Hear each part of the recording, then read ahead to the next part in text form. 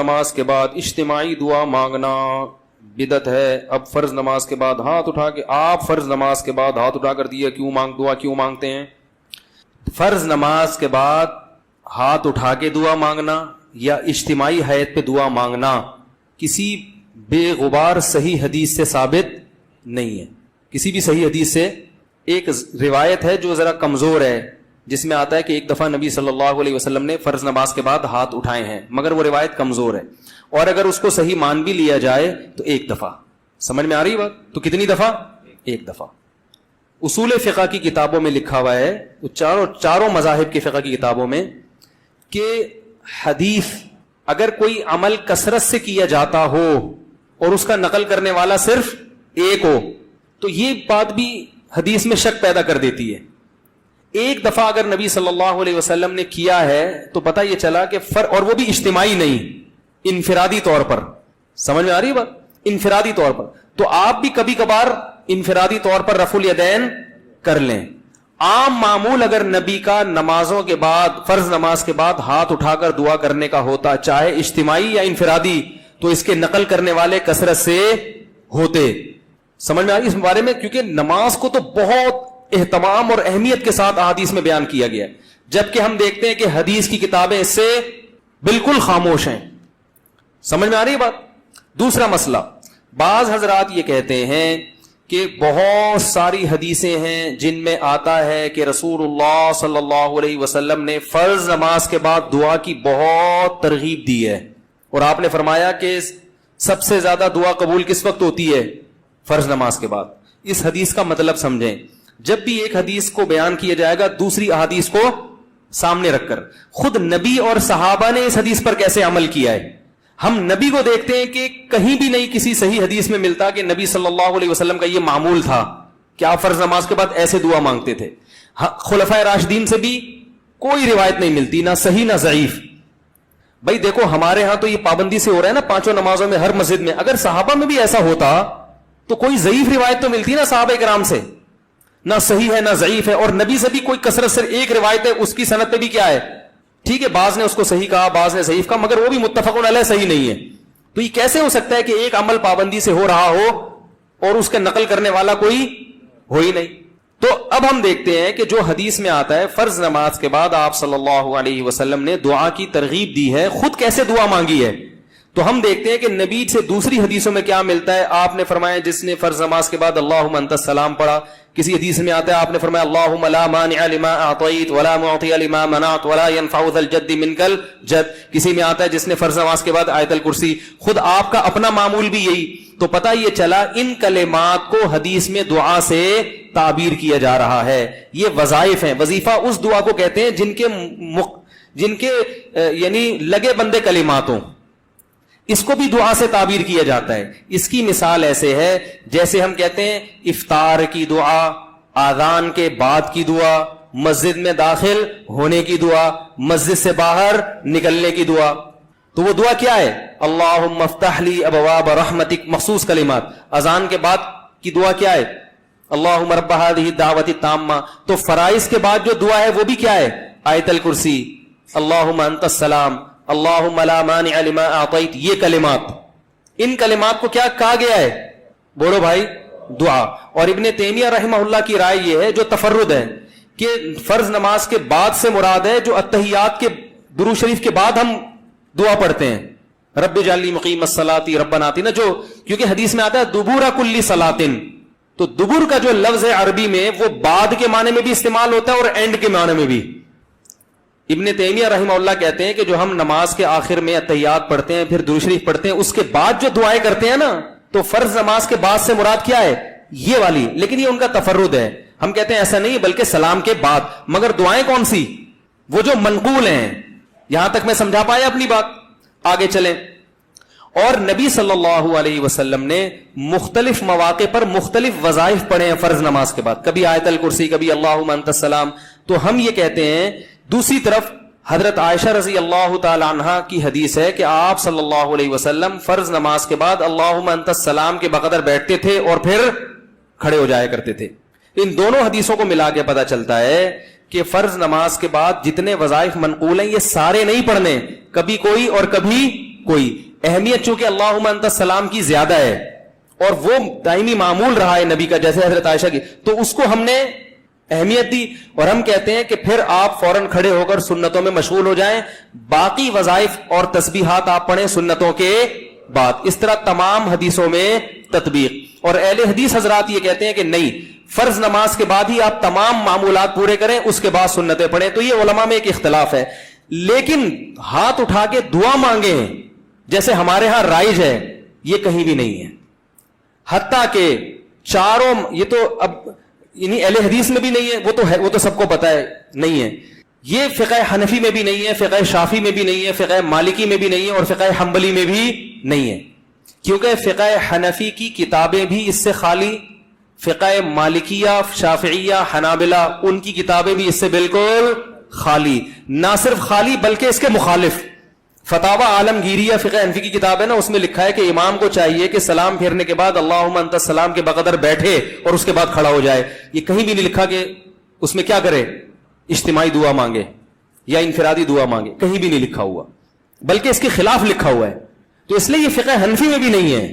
ہاں یہ ہمارے اکابر میں ایک چیز رائج ہو گئی ہے, ہمارے بزرگوں میں, جو ہندوستان میں بہت تیزی سے بولو بھائی پھیل گئی. جب رائج ہو گئی تو حضرت مفتی محمد شفیع صاحب رحمہ اللہ تعالیٰ کا اجتماعی دعا پر ایک رسالہ ہے, مفتی اعظم جو تھے انہوں نے فرمایا کہ اب اس کو ایک دم ختم کرنے میں کیا ہے, آیا کہ اس لیے کسی مسجد میں اگر یہ دعا مانگی جا رہی ہے تو ختم کرنے پر اصرار نہ کیا جائے, کیونکہ فی نفسی ہی تو دعا کا موقع ہے نا فرض کے بعد. بھائی فی نفسی ہی حدیث میں آتا ہے کہ فرائض کے بعد دعا قبول ہوتی ہے, اس کی یہ کیفیت نہیں ہے. تو فی نفسی ہی نماز کے بعد دعا کا ایک موقع ہے, تو اس میں عوام نے کچھ چیزیں اپنی طرف سے لگا کے اجتماعی ہیئت بنا دی. تو چونکہ ایک ہوتی ہے, ایک چیز کا سرے سے کوئی اصل ہی نہیں ہے, اور ایک اصل ہے مگر اس کی کیفیت منقول نہیں ہے, تو اس میں معاملہ تھوڑا سا کیا ہو جاتا ہے, اہون ہو جاتا ہے, کمتر ہو جاتا ہے. تو اس لیے انہوں نے لکھا کہ چونکہ یہ اتنی زیادہ پھیل گئی ہے, اس کو ایک دم ختم کرنا, اس میں فتنہ بہت ہے, اور خود شریعت ہی فتنے کو پسند نہیں کرتی. تو ائمہ کرام کو چاہیے محبت سے لوگوں کی ذہن سازی کریں, لیکن ایک دم اس کو چھوڑنے کی کوشش بولو بھائی نہ کریں. یہ کون کہہ رہا ہے, مفتی اعظم, جو حضرت مفتی تقی صاحب کے کیا تھے, والد. اس لیے کہ میرا جب یہ کلپ جاتا ہے نا تو بہت سے لوگ میرے خلاف ایک طوفان کھڑا کر دیتے ہیں کہ یہ حنفی نہیں ہے, یہ پتہ نہیں, یہ تو بزرگوں ہمارے اکابر کے خلاف چل رہا ہے, تو پتہ نہیں کیا کیا لوگ بنانا شروع کر دیتے ہیں. تو ہمارے اکابر قرآن و سنت کے فالوورز تھے, لیکن اگر کسی اکابر نے کوئی چیز کر دی ہے تو اب یہ تو نہیں کہ اس کو آپ نے لازمی قرآن و حدیثی کے مطابق کرنا ہے کیونکہ ہمارے بزرگ نے کر دی ہے, ایسا تھوڑی ہوتا ہے. کسی بزرگ سے بھی تو خطا ہو سکتی ہے, بڑے بڑے علماء سے خطا ہوئی ہے. میرے شیخ و مرشد مفتی رشید احمد صاحب, جن سے میں اتنے سال بیعت کا تعلق رہا, تو ایسا الفتاوی میں ان کے بعض مسائل سے ہم نے رجوع کیا ہے. ہم نے کہا یہ حضرت کی رائے تھی مگر ہم اس سے متفق بولو بھائی نہیں ہے. تو اب اس کا یہ مطلب کہ ہم اکابر کو نہیں مانتے, اور ہمارے شیخ نے بعض چیزوں میں اپنے شیخ سے اختلاف کیا ہے. تو یہ تو علماء میں ہر دور میں چلا آ رہا ہے کہ امام ابو یوسف نے بعض چیزیں امام ابو حنیفہ کی نہیں مانی, تو کیا مطلب وہ امام حنیفہ کو ہی نہیں مانتے تھے؟ تو اگر بعض اکابر, سب نہیں, اگر ہم اپنے کسی بعض اکابر سے کوئی مسئلے میں اختلاف کر لیتے ہیں تو اس کا یہ مطلب نہیں ہے کہ ہم ان اکابر کو گمراہ سمجھنے لگے. بعض لوگ کہتے ہیں آپ کا علم زیادہ تھا, یہ ان علماء کا علم زیادہ تھا. تو میں ان سے کہتا ہوں آپ کا علم زیادہ ہے, مفتی شفیع صاحب کا علم زیادہ ہے نا. تو ایسا تھوڑی ہے کہ میرا تفرد ہے. تو حضرت مفتی شفیع صاحب رحمہ اللہ کی بھی رائے تھی. مفتی رشید احمد صاحب بھی بہت بڑے عالم تھے, حضرت مفتی شفیع صاحب کے نائب تھے وہ فتوے میں. ان کا پورا احسن الفتاوی میں ایک رسالہ ہے کہ فرائض کے بعد رفع الیدین سے دعا نہیں ہے, پورا رسالہ لکھا ہے انہوں نے. تو وہ بھی تو ہمارے اکابر ہی میں سے ہی تھے. تو ہاں یہ کہہ سکتے ہیں کہ اکابر میں اس مسئلے میں کیا ہے, اختلاف ہے. تو ٹھیک ہے, آپ کو جس کی رائے زیادہ بہتر لگے آپ اس کی رائے کو فالو کریں, دوسرے کی رائے پر طنز نہ کریں. آپ کو اگر میری رائے غلط لگتی ہے تو آپ ان اکابر کی رائے کو فالو کریں, ہم پہ طنز نہ کریں. اور ہمیں اگر یہ رائے صحیح لگتی ہے تو ہم اس رائے کو فالو کریں. میں کبھی اس مسئلے پہ کسی دوسرے بزرگوں یا اکابر پر طنز نہیں کرتا. مجھے لوگ آ کے بتاتے ہیں کہ فلاں مسجد کے امام اجتماعی دعا کراتے ہیں, میں کہتا ہوں بھائی ٹھیک ہے, وہ اپنی رائے ہوگی ان کی, اس کی وجہ سے نہ اس امام کی توہین جائز, بلکہ میں تو یہاں تک کہتا ہوں میری مسجد میں بھی جب مؤذن صاحب پڑھاتے ہیں نماز تو وہ اجتماعی دعا کراتے ہیں. مؤذن صاحب میں نے کبھی آپ کو منع کیا؟ میں اس لیے منع نہیں کر رہا, میرے مقلد تھوڑی ہیں. یہ کہہ سکتے ہیں بھائی فلاں امام بھی کر رہے ہیں, فلاں بزرگ بھی کر رہے ہیں, فلاں وہ عالم, وہ آپ سے بڑے عالم ہیں, وہ کر رہے ہیں. تو یہ میرے تھوڑی مقلد ہیں. تو میں کیا کہوں گا بھائی, جب ایک اتنے بڑے عالم کو فالو کر رہے تو میں کیا کہہ سکتا. میں اپنی رائے دلائل کی دنیا میں پیش کر دوں گا, بھائی یہ سمجھ میں آ رہی ہے ٹھیک ہے, نہیں آ رہی ہے تو بھی ٹھیک ہے. کوئی اتنا بڑا ایشو نہیں ہے کہ جس پہ ہم ایک دوسرے کے خلاف مناظرے کریں, فتوے دیں. ساری مسجدیں جتنی بھی ہیں سب میں اجتماعی دعا ہوتی ہے. لوگ مجھے آ کے بتاتے ہیں وہ تو کر رہے ہیں, کہتا ہوں بھائی وہ بھی سنت ہی کو اپنے لحاظ سے فالو کر رہے ہیں. اللہ نے ان کو جتنا علم دیا, جتنی سمجھ دی, اور جو ان کے بس میں تھا اس کے حساب سے ان کو یہ صحیح لگا تو وہ اس کو فالو کر رہے ہیں. میں کسی پہ الزام نہیں لگاتا کہ میں ہی سنت کا ٹھیکیدار ہوں باقی سارے فراڈی ہیں, ایسا نہیں ہے. جس کی جو سمجھ میں اختلاف تو ہوتا ہے نا مسائل میں علماء کا, تو جب اختلاف تو ہوتا ہے نا تو پھر اس لیے وہ تو کوئی بات نہیں. امام ابو یوسف کا امام ابو حنیفہ سے اختلاف ہوا تو یہ تو نہیں کہ وہ غلط ہو, دونوں صحیح ہیں. امام شافعی کا امام ابو حنیفہ سے ہوا تو پھر بھی دونوں صحیح ہیں. تو آپ کو جس کی بات سمجھ میں آ رہی ہے فالو کریں, کسی پر کیچڑ نہ اچھالیں. دلائل کی دنیا میں مجھے یہ بات زیادہ سمجھ میں آ رہی ہے کہ اگر یہ چیز سنت ہوتی تو صحابہ کرام سے منقول کیوں نہیں ہے. لو کان خیرا لسبقونا الیہ. صحابہ, تابعین, ائمہ اربعہ اور ہماری جو عربی فتاوی کی کتابیں ہیں ان میں اس کا تذکرہ ہوتا نہیں ہے. تو پھر یہ بات ہمیں سمجھ میں نہیں آتی. سمجھ رہے ہیں بات کو. باقی میں بار بار یہ کہتا ہوں کہ اہل حدیث کی ہر بات کو غلط قرار دینا یہ بھی صحیح نہیں ہے. بعض لوگ نے کیا کیا, چونکہ اہل حدیث نے کہا ہے لہذا غلط ہی ہوگا, تو یہ موقف بھی غلط ہے. لا یجرمنکم شنآن قوم علی الا تعدلوا. قرآن کہہ رہا ہے ایمان والو کسی قوم کی دشمنی تمہیں اس بات پر نہ ابھارے کہ تم حق کا دامن چھوڑ دو. اگر اہل حدیث نے کوئی بات درست کی ہے تو آپ کو ماننی چاہیے, غلط کی ہے تو آپ کو بتانا چاہیے. ہم اس کی تو اہل حدیث کی بہت سی چیزوں کو ہم غلط بھی کہتے ہیں, لیکن بہت سی چیزوں کو ہم صحیح بھی کہتے ہیں, اور بہت سی چیزوں کو ہم یہ کہتے ہیں کہ اس میں دونوں طرف احتمال ہے, دونوں رائے, اجتہادی مسئلہ ہے, یہ بھی صحیح ہو سکتا ہے وہ بھی صحیح ہو سکتا ہے. تو اعتدال کا جو راستہ ہے نا وہ نہیں چھوڑنا چاہیے. تو میں کیوں مانگتا ہوں؟ پہلی بات, میں اجتماعی نہیں مانگتا, میں فرض کے بعد اجتماعی دعا نہیں مانگتا. میں اللہم انت السلام پڑھتا ہوں صرف, اور رفع الیدین ہلکا سا کرتا ہوں کیونکہ لوگوں میں تحمل نہیں ہے. اگر میں نے یہ بھی نہیں کیا تو اگلی نماز میں پبلک شارٹ کر دے گی مجھے.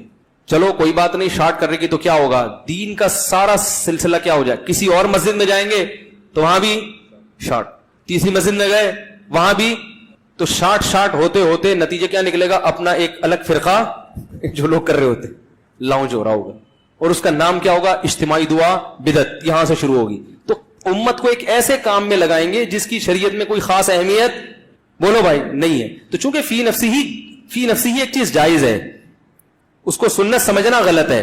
تو فی نفسی جب ایک چیز کا جواز ہے اور فی نفسی موقع بھی ہے, اس گنجائش سے فائدہ اٹھاتا ہوں کہ بھائی چلو فی الحال اتنا کر لو انفرادی, اور اللہم انت السلام پڑھو اس میں, اور تھوڑی دیر رفع الیدین کر لو. عوام کو باقی سمجھاتے رہو. جب یہ مسجد کے نمازیوں میں تحمل پیدا ہو جائے گا, ہم بڑے ہو جائیں گے, بزرگ بن جائیں گے, سفید داڑھی ہو جائے گی, عمر کمر جھک جائے گی, ہم سے بڑے بڑے اکابر دنیا میں موجود ہیں, لوگ کہہ رہے ہیں بھائی ہم ان سے فتویٰ لیں گے آپ سے کیوں لیں, تو ان کو میں نہیں سمجھا, ان لوگوں کو میں اس بات پہ قائل نہیں کر سکتا. تو جب ہم بوڑھے ہو جائیں گے اگر زندہ رہے تو پھر ایک لوگوں کو ہوگا کہ بھائی یہ بھی ایک بزرگ بن چکے ہیں, اب پتہ نہیں وہ دن آئے گا کہ نہیں آئے گا, لیکن اگر ایسا ہو گیا تو پھر ہم چھوڑ دیں گے. مفتی ظفر علی صاحب کی طرح بولیں گے یہ جائز ہے یہ ناجائز ہے, کسی کے باپ میں دم میں تو کر کے دکھا دیں. ٹھیک ہے, حضرت مفتی ظفر علی صاحب جو ہیں وہ جب فتویٰ دیتے ہیں تو ان کی مسجد بھی ذاتی ہے, ان کے مقتدی بھی اخپل ہیں, اپنے ہیں, کسی کی پرواہ بھی نہیں کرتے. فتویٰ دیا, سمجھ میں آیا ٹھیک ہے, نہیں آیا دفعہ یہاں سے, چل نکل. تو ہم کہاں جائیں گے بھائی؟ اب آپ کہہ سکتے ہیں یہ تو دین بیچنا ہوا ہے, یہ تو کیا ہوا, کیونکہ کلپ آئے گا فوراً, یہ تو یہ دین بیچنا نہیں ہے. دین کا کام بڑے کام کرنے کے لیے چھوٹے مسائل کو برداشت کرنا. اگر ہمیں مسجد نکال دے یا ادھر سے بھی نکل جائیں تو ہمیں دنیاوی لحاظ سے فائدہ ہی ہوگا, نقصان نہیں ہوگا. سب سے پہلے میں اپنا بزنس کروں گا, ٹھیک ہے نا, بزنس کمپنی بنا کے ٹائٹ طریقے سے کیا کروں گا, جو میں ابھی نہیں کر سکتا, اپنے کاروبار کو ٹائم نہیں دے سکتا, تو میں کاروبار کو ٹائم دوں گا, نوٹ چھاپوں گا تمیز سے بیٹھ گئے, جو ابھی نہیں چھاپ سکتا میں. تو یہ مصلحت جو میں اختیار کر رہا ہوں اپنی ذات کے لیے نہیں, بلکہ تاکہ دین کا کام ہوتا رہے. اور دوسرا, لوگوں سے وہ بات جو لوگوں کی مینٹل اپروچ سے اوپر ہوتی ہے, حدیث میں آتا کلم الناس علی قدر عقولہم, لوگوں کی مینٹل اپروچ سے اوپر باتیں نہ کرو. تو یہ مسئلہ پبلک کی مینٹل اپروچ سے کیا بن چکا ہے, اوپر, کیونکہ بہت سارے علماء کر رہے ہیں. تو اب لوگ کہیں گے یار وہ علماء نہیں ہے, تو پھر یہی ہے کہ بھائی چلو درمیانی راہ اختیار کرو, چلاؤ بس. تو اس لیے ہم یوں کرتے ہیں اللہم انت السلام و منک السلام و تبارکت یا رب. چلو اس سے کیا ہو رہا ہے یار. اور بیانات میں بتاتا رہتا ہوں کہ اتنا بھی ثابت نہیں ہے. کبھی کبھار کر لے تو ٹھیک ہے, کبھی کبھار رفع الیدین بھی ٹھیک ہے, کبھی کبھار لوگوں کو اجتماعی دعا بھی ٹھیک ہے, لوگوں کو تعلیم دینے تو احیاناً تو ٹھیک ہے. اس کا معمول بنا لینا, اتنا معمول کہ جو نہ کرے اس کو لوگ ملامت کریں. بلکہ معمول بھی اس حد تک غلط نہیں ہے کہ چلو ایک آدمی کو ہاتھ اٹھا کے دعا میں زیادہ دل لگ رہا ہے تو مانگ لے, تو پابندی بھی تو نہیں ہے نا. لیکن اتنا اس پہ التزام کہ نہ کرنے والے کو ملامت کی جائے. مسجدوں میں 2 اجتماعی دعائیں ہر نماز کے بعد ہو رہی ہیں, اس کو بھی غلط نہیں کہیں گے. غلط کیا ہے؟ جو نہیں مانگے اس کو کیا کہتے ہیں؟ اس پہ ملامت ہوتی ہے. یہ بہت غلط چیز ہے. تو اس لیے اگر اہل حدیث کے ہاں نہیں ہوتی تو اچھی بات ہے. چاہے ہمارے ہاں بھی نہ ہو. مفتی رشید احمد صاحب کے ہاں ہم نے کئی سال رہے ہیں, ایک نماز کے بعد بھی انہوں نے کبھی دعا نہیں منگوائی, کبھی بھی نہیں. اور رفع الیدین سے بھی دعا نہیں کرتے تھے. باقی پھر سنتوں کے بعد اپنی دعا مانگتے تھے گھنٹوں گھنٹوں. دعاؤں کا تو حضرت کو ایسے عاشق تھے کہ حضرت سے جب کوئی آ کے کہتا تھا کہ حضرت دعا کر دیں, حضرت رفع الیدین کے بغیر دعا کر دیتے تھے. کہتا تھا ہاتھ اٹھا کے دعا کریں. حضرت فرماتے تھے جب میں ہاتھ اٹھاتا ہوں تو پھر جلدی گراتا نہیں. فرمایا پھر میں کہتا ہوں جس کے دربار میں ہاتھ اٹھائے ہیں اتنا بڑا بادشاہ ہے, پھر تو وہ پھر ایسا ہی ہوتا. ہمارے حضرت جب دعا پہ آتے تھے اتنی لمبی دعا. ایک دفعہ حضرت نے نماز کے بعد لوگوں نے کہا دعا مانگے. حضرت نے کہا چلو تو بہت اصرار کر رہے تو مانگتے ہیں. سندھ میں تھے حضرت, تو حضرت نے پھر ہاتھ اٹھا لیے.